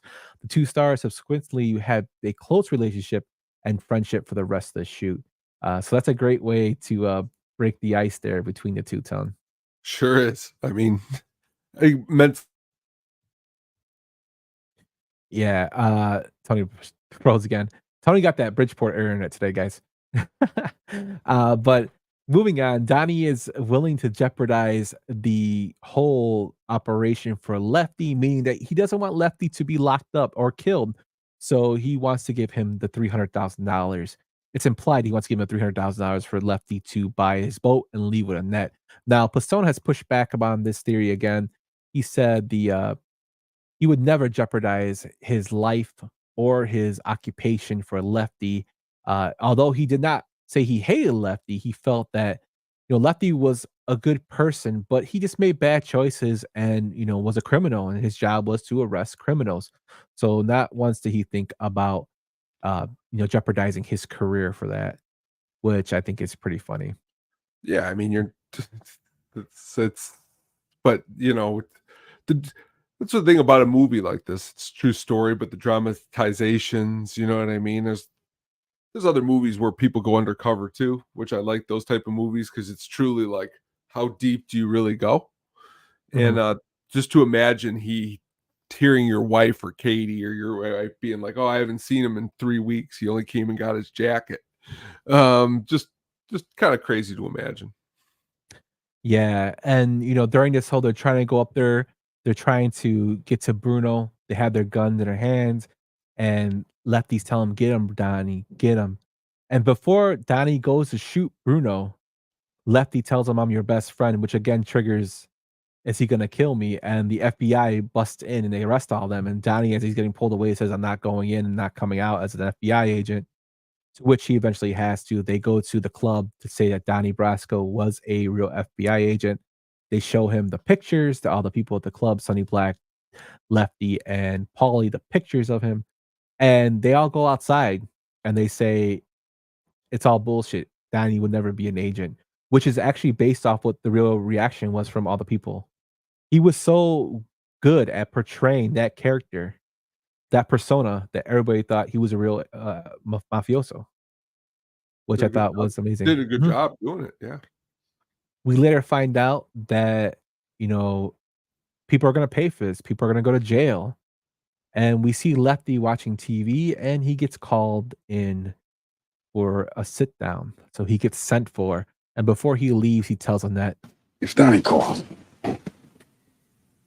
tell him it was going to be anyone. I'm glad it was him. And then we see it cuts to black with gunshots being rang out as they show Johnny Depp shooting, or Donnie shooting in his FBI uniform at a target, implying that Lefty was killed. Now, there's two things about this. One, we know that the real Lefty did not pass away. It was actually Sonny Black that got killed, and he was killed a year later by Joe Massino. The thing is, when the FBI approached Sonny Black to tell him about Donnie Brasco separately, and again to tell him that they're coming after him, uh, there's photos of Sonny Black going up to feed his pigeons, and eventually he was called to a sit down and get sent for, and he knew he was going to die. And before he left, he actually gave his jewelry and money to his favorite bartender at his club. Oh. And then when he arrived, they said they threw him down the stairs and shot him, and he already knew what was going on. But before he left, he said, "Tell Donnie if you see him, I'm glad it was him." Him and Donnie had a real good relationship.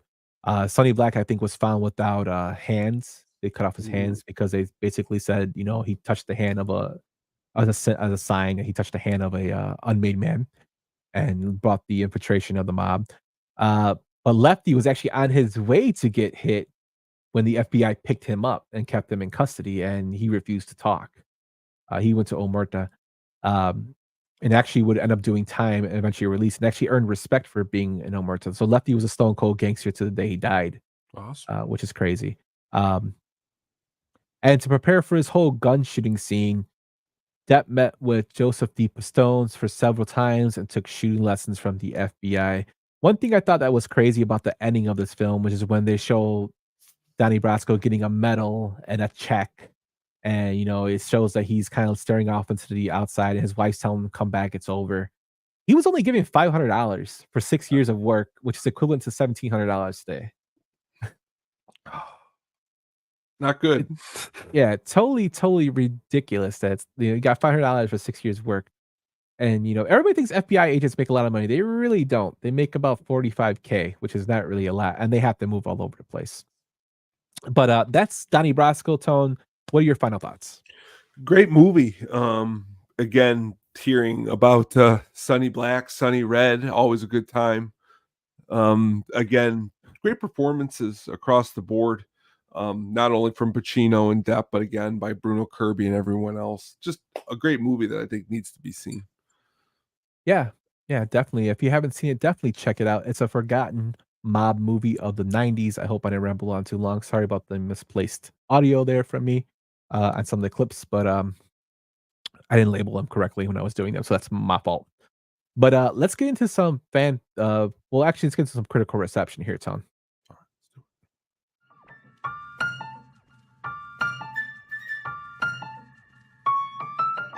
You know that fat cocksucker says I look like the Shah of Iran? Who does? Tony.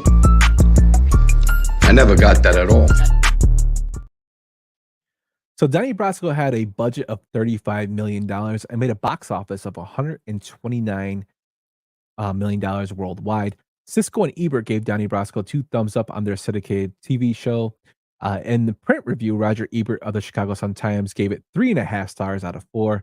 The film had one of Pacino's best performances, and according to Ebert, Donnie Brasco was rare in depicting 2 men who grow to love each other within the framework of teacher-student relationship. And I think that's kind of like the mentor and the mentee. Peter Travers of Rolling Stone praised the film, saying that Donnie Brasco is one terrific movie. That's a great little line there, I guess. Nick LaSalle from the San Francisco Chronicle gave the film a positive review and said that Donnie Brasco was a first-class mafia thriller. Entertainment Weekly reserved its highest praise for Pacino. If Donnie Brasco belongs to any actor, though, it's Al Pacino. The aftermath of the Donnie Brasco case had significant and far-reaching implications for both the FBI and the mafia. Now, the impact on the mob was the evidence gathered by Pistone was he had 200 indictments and over 100 convictions of the mob. This included significant figures within the Bonanno crime family, which severely weakened them by a loss of its members and basically made a power vacuum that basically drained them out. The internal mafia turmoil also happened. The infiltration caused distrust between everybody, paranoia. I mean, they let a damn FBI guy in the mob, so of course they're going to be paranoid.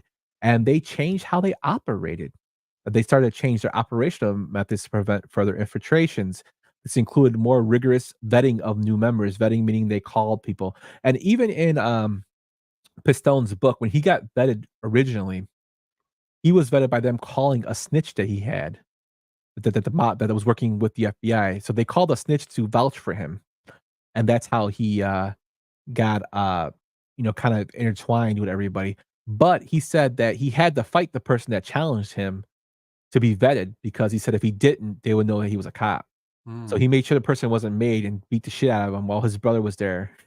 The brother of this guy who broke it up and fought back for him. But yeah, they had to do a more powerful vetting. They used the increase of surveillance to detect any potential undercover agents. So they followed them around just like they thought the agents would be following them around. The impact this case had on the FBI, it increased credibility, meaning that undercover work does provide fruit, meaning it can be effective if it's done correctly. It improved the techniques, giving more insight on how you can infiltrate certain organizations. Pistone actually went on to do other undercover jobs, posing as a mafioso in international realms.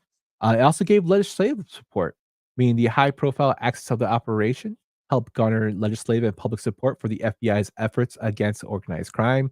This led to increased funding and resources for the FBI, allowing them to expand their operations and target other criminal organizations around the world. But how did this affect Joe Pistone?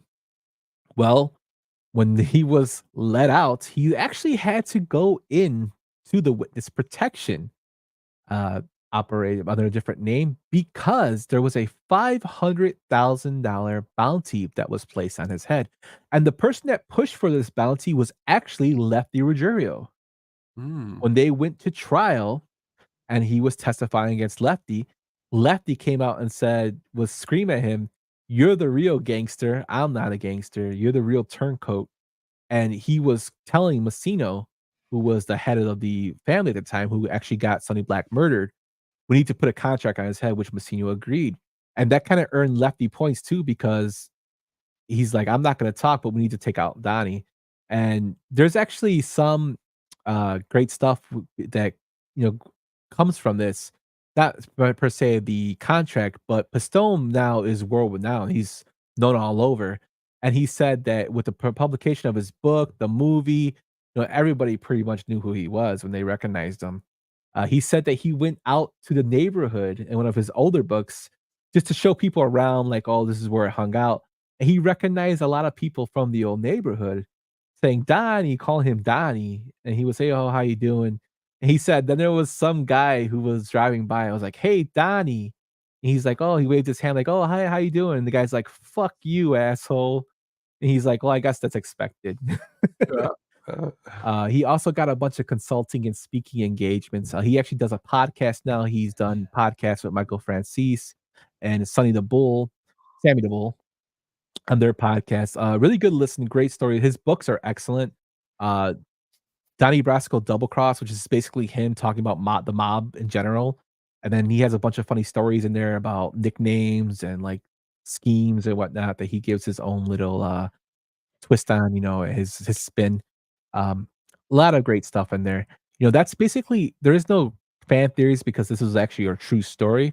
But this film, well, not the film, the whole investigation actually impacted not just the mob, the FBI, but also the person of Jody Pistone. I'll throw out a fan theory. What happens if there never was a Godfather Part 3? And this is actually some alternate universe where Michael is like the one son he had. They live in a small apartment. Kay is I know. It's Kay is Anita. Yeah. I'm pretty sure people would love that fact because I know a lot of people that hate Godfather 3. I know they do. That's why I brought that up. But what do you think about all this info I just threw at you, Tom? Again, going into the other side, with Joe and finding out his life and just the witness protection program, what that looked like, or even going back to the old town and being called Donnie Brasco, Brasco after all this time. It's just really cool to mentally close your eyes and think about. And there was a lot of that in this movie and behind the scenes and all that. Yep, totally. There's so much to unpack in here. If you follow us on our website at sadisticpenguinstudios.com, I always drop the notes. If you want to read through them, there's so much more we can get to. There's like 11 pages of notes here. Just for like little tidbits and stuff about the film, about the case and the background of it. Check it out. Also read Pistone's book.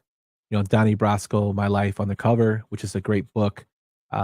Good stuff for him. He also has an audio version if you want to read that. I don't know who does the audio version, but it's all really, really good stuff in there. So that's our Donnie Brasco breakdown. I hope I wasn't too wordy about it, but it was a lot to get to, Tone. It's good. Good stuff. But with that, Tone, let's transition. We're kind of, let's put a bow on this. Let's go into what's coming soon, my man. Let's do it. Let's get ready to rumble! Coming soon.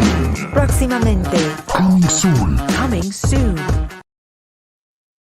Coming soon. What we got coming up this next week, which we will be going back to our Sunday at 2 p.m. and we're going to go back to our old format. We're going to be talking about one Willem Dafoe. He's going to be in the brand new Nosferatu that'll be coming out this December. Just dropped that trailer, and we're going to each pick 5 movies from his career, and we're going to dig deep because, it's not William, it's Willem, and I'm sure we're going to go into that next week a little bit too. So that'll be fun. Yes, and that'll be Sunday the 14th, right? That is, are we Sunday the 14th. Yes, not this weekend, the weekend after this weekend. Yes. Yes, Okay, cool. So 2:00 Sunday the 14th, we'll be back. Yes. We're going to take the rest of this week due to the holiday off. Yes. To recharge. But yeah, just want to make sure. Willem Dafoe, probably another great character actor, awesome human being. If you've seen his interviews, also hilarious dude. Just look up Spider-Man, Willem Dafoe. So many awesome movies that I'm excited once I see yours to pick mine because there's some really cool deep cuts with Willem Dafoe. He's just awesome. Yeah, I'm really looking forward to see what you pick too, because I'm gonna see if I can pick some ones that we haven't heard of. It's gonna be good. But, it's gonna be a good one, my man. Let's just transition, my man. Let's go straight into your let's do it. Soundtrack pick of the week. The Sugar Baggies soundtrack pick of the week.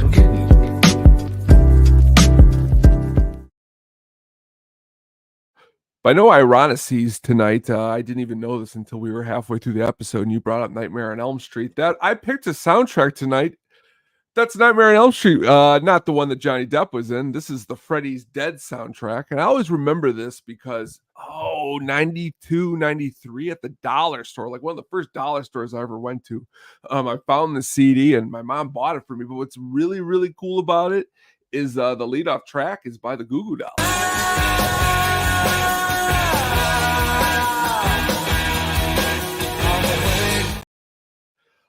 Really nothing like what the Goo Goo Dolls that with their acoustic slide into my room. This is a completely different Goo Goo Dolls that's a little bit more hardcore. They even were called heavy. But the soundtrack as a whole, it's cool to go back, kind of go through and dig into something a little bit different that's got just a lot of different stuff on the soundtrack. What I also deem pretty cool is a way on top of all the cool songs by awesome artists like Iggy Pop's on the soundtrack, Johnny Law. There's like 3 or 4 Goo Goo Dolls songs, which is really cool. Fate's Warning.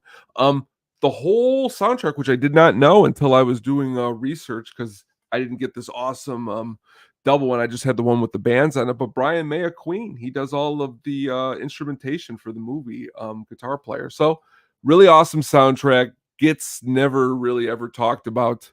Decided to talk about it tonight. Thank you. Awesome stuff, man. Yeah, I'm a big fan of that. So I actually like that movie. I know a lot of people don't. But honestly, it's another one. The first one that I really remember watching, because right when it came out in 92 or 93, for some reason, my mom, I had the tape of part 5, which is my least favorite one. But this soundtrack, just Goo Goo Dolls after who they became, knowing that I had this soundtrack and was like, this is who the Goo Goo Dolls are on the Freddy's Dead soundtrack. I just love saying Goo Goo Dolls and on the Freddy's Dead soundtrack because you never would guess the Goo Goo Dolls would be in the head band on the Freddy's Dead soundtrack. I just love it. It's pretty awesome. But that's our show for tonight, everyone. Thank you for joining us. I know it was a lot to get to. We'll be going into Will Dafoe on the 14th at 2:00 for a live version of that. Be sure to check us out at statisticpenguinstudios.com. We have a lot of blogs going out. Tony's been pumping out some good stuff. I've been pumping out some good stuff. Brian had a couple drafts. He had the 2004 draft to go with his draft movies that he's been doing from the 84, 94, and now 2004 that was just done this week. Tony, you got Hook Up on Music coming up this week. What's up? I sure do. Please tune in. Trying new and different stuff. Got a brand new intro that I've been working really hard with. I went out live and recorded all of the video footage for it. It's going to be really cool. That'll be on Wednesday at 7 p.m. That'll be dropping. I'm probably going to go really, really deep into the blues for 4th of July weekend. So please tune in. It's going to be awesome. Yeah, and also check out Tony's VHS Video Hollywood Stories on YouTube. He's been doing a great job. He just did one for Loverboy, which cracked me up. But a lot of cool little stuff in there that we're just dropping. We're just trying new things, see what sticks. But yeah, I mean, it's we're having fun. So be sure to check us out on the YouTubes. If you haven't subscribed, be sure to head over to our Twitter account. And, if you want to subscribe, no pressure to, but if you want to and you want to try for a raffle of Elden Ring, you can just take a snapshot of your subscription and put it there on our Twitter account or Instagram, send us a DM, or on Facebook, and you'll be entered into the raffle, which the drawing will be done on July 3rd. It's for PC and for Steam. Unfortunately, I don't have it for console, but it's a free copy. So if you want to, just do that. And we appreciate you guys listening. And any closing thoughts, Tone? Very excited that we got to talk about this movie tonight. Thank you so much, man, for having another great episode. Thank you, my man. And have a good night, everybody. Take care. Thanks for listening to the At the Show podcast, a Sadistic Penguin Studios production. Game over, man. It's game over. What the fuck are we gonna do now? What are we gonna do? Maybe we could build a fire, sing a couple of songs, huh? Why don't we try that?